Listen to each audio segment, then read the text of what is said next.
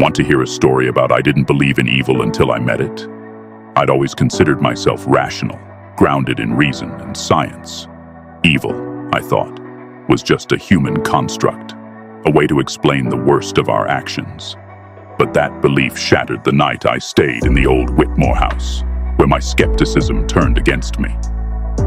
The house itself was ancient, its walls weathered by time and secrets. I wasn't there on a dare or for ghost hunting nonsense. I was cataloging the estate's library for an academic project. It was late, and the flickering glow of my lantern cast dancing shadows across the cracked walls. That's when I found the note, folded neatly between two dusty volumes. All evil is corrective and remedial, and is therefore not permanent. It is rooted in ignorance of the true nature and relation of things. And so long as we remain in that state of ignorance, we remain subject to evil. The handwriting was spidery, almost frantic, as though the writer had etched their thoughts in a hurry. Something about the words unsettled me, though I couldn't explain why.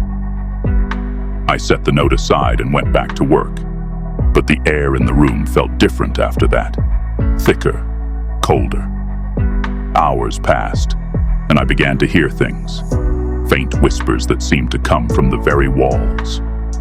I told myself it was just the wind, that old houses creak and groan as they settle. But the noises grew louder, more insistent, until they sounded like voices speaking just out of earshot.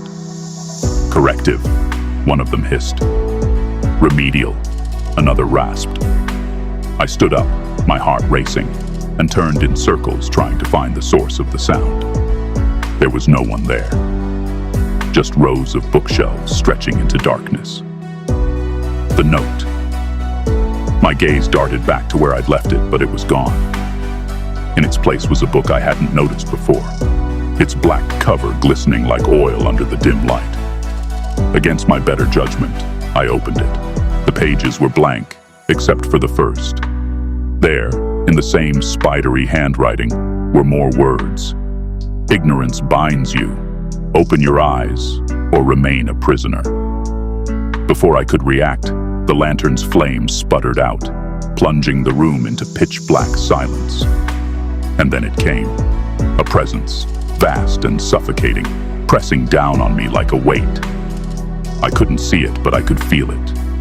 It was cold, but alive. Its movements like a storm circling around me. Do you understand now? It whispered, its voice coming from everywhere and nowhere. Evil is ignorance, and ignorance lives in you. I wanted to scream, but no sound came. My limbs wouldn't move. My thoughts were no longer my own. They were invaded by memories. Things I'd done, choices I'd made, moments I'd buried deep. Each one twisted in ways I didn't recognize. The edges of truth warped into something horrifying. The presence shifted, drawing closer. You are the problem, it said, its voice now dripping with malice. But you can be corrected. I finally managed to stumble backward, my hand brushing against the wall. It wasn't smooth plaster anymore. It was rough, sticky, like flesh. The house itself seemed to pulse, breathing in rhythm with the whispers. I ran, or at least I tried to. The hallway stretched endlessly, the doors disappearing one by one. The whispers became laughter, cruel and mocking, as the darkness closed in. I don't remember how I got out. The next thing I knew, I was standing outside the house, the sun rising over the hills. But I wasn't the same. The words from the note haunt me. Evil isn't permanent, they said. But neither am I. It's inside me now, waiting, feeding on my ignorance.